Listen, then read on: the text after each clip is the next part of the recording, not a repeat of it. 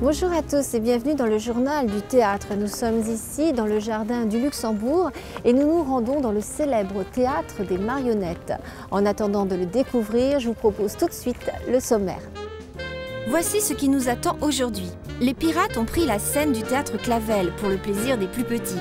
Puis direction le Wagon Bleu à Paris pour la conférence de presse du festival Scène Grand Écran.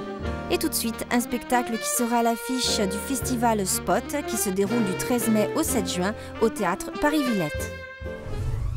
Ailleurs est un spectacle sensible et poétique de la compagnie Les 20e Rugissants, mise en scène par Pauline Susini.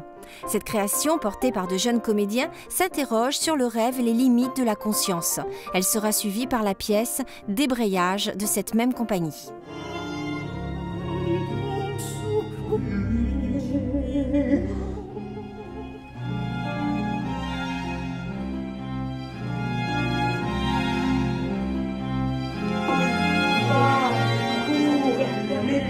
Encore d'y trouver Hermione.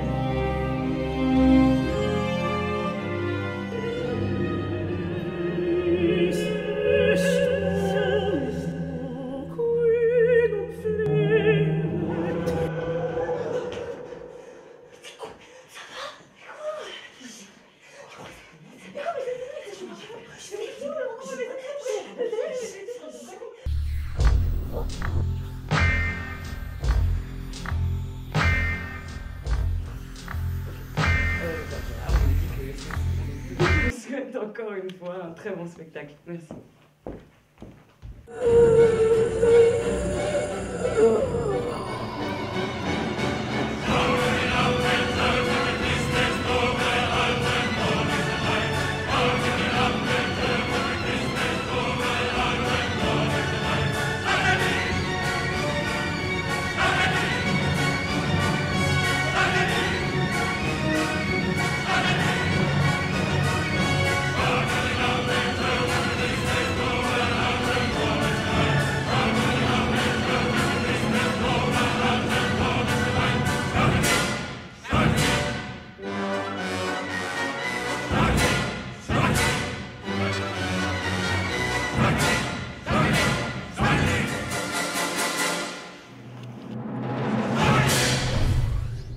Voici l'aventure de deux musiciens qui découvrent un vieux livre sur les pirates. Une curieuse chose va leur arriver lorsqu'en tournant les pages, ils trouvent une partition et jouent une mélodie magique.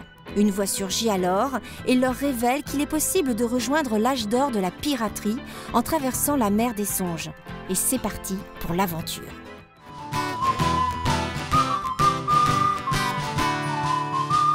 Chaque pirate donnera sa voix quand toute affaire d'importance pourra se servir quand il voudra des poids en abondance. Tour à tour les flibustiers, outre leur portion de butin, se verra récompensés d'une chemise de lin. Mais tout homme pris à dérober la compagnie de sa recette, sur le champ sera débarqué sur une île déserte.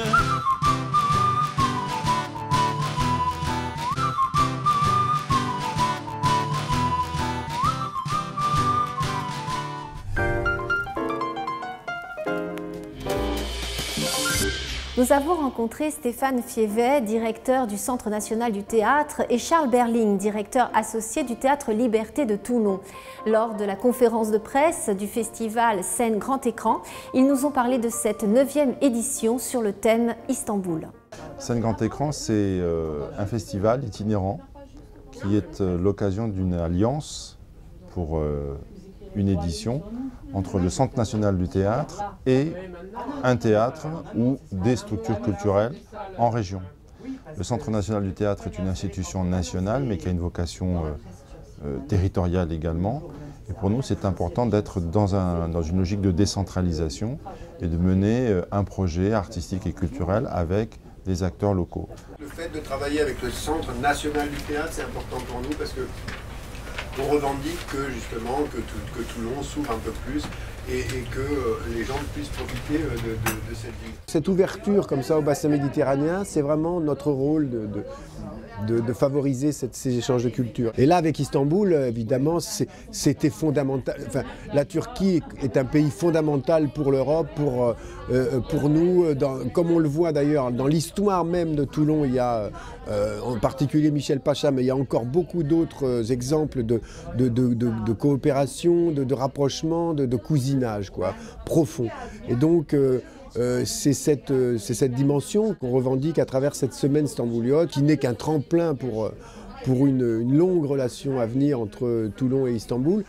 L'édition de cette année, elle est axée sur l'international, puisqu'elle va mettre en scène une parcelle du dialogue euro-méditerranéen, en mettant à Toulon la vie d'Istanbul. Donc c'est intéressant parce que, évidemment, ça correspond au projet de Charles Berling et de Philippe Berling qui développent un projet ouvert vers la Méditerranée. Et en même temps, c'est pour nous un espace de découverte et une ouverture vers l'international qui n'est pas forcément habituelle pour le Centre national du théâtre. La dimension pluridisciplinaire du festival est totalement dans les préoccupations de ce que le CNT regarde, accompagne, observe. Cette idée aussi qui est née avec le CNT de partager avec d'autres institutions toulonnaises, c'est aussi très important, que ce soit l'Opéra, la Maison de la Photographie, même une bibliothèque, la bibliothèque Armand Gatti, et j'en passe, et Château-Vallon bien entendu. Donc c'est un jeu toulonnais au bout d'un moment, et j'espère bien que la population justement va du coup être amenée à être beaucoup plus curieuse d'une civilisation comme la Turquie, qui est une grande civilisation très ancienne, et une ville bien entendu absolument majeure aujourd'hui dans le monde, qui est Istanbul. Notre axe n'a pas été simplement de glorifier l'histoire absolument extraordinaire, mais passée de la Turquie et d'Istanbul. C'est de ne pas ignorer son histoire, mais c'est aussi de comprendre comment des artistes d'aujourd'hui s'expriment là-bas. Orient-Occident, tradition-modernité, capitale de trois empires, on en a beaucoup entendu parler. Et je me suis dit, quand donc, le Théâtre Liberté m'a demandé d'ouvrir cette manifestation, dont je suis très fière, je me suis dit on va essayer de faire quelque chose de plus éclectique, de plus... voilà, tel que c'est Istanbul aujourd'hui. L'ouverture de la discussion avec un grand pays et une grande ville comme Istanbul, c'est pour nous vraiment fondamental. C'est la fin du journal du théâtre et voici une citation de Jean Anouilh qui disait « Dans la vie, même quand ça a l'air sérieux, ce n'est que du guignol, on joue toujours la même pièce ». Au revoir à tous.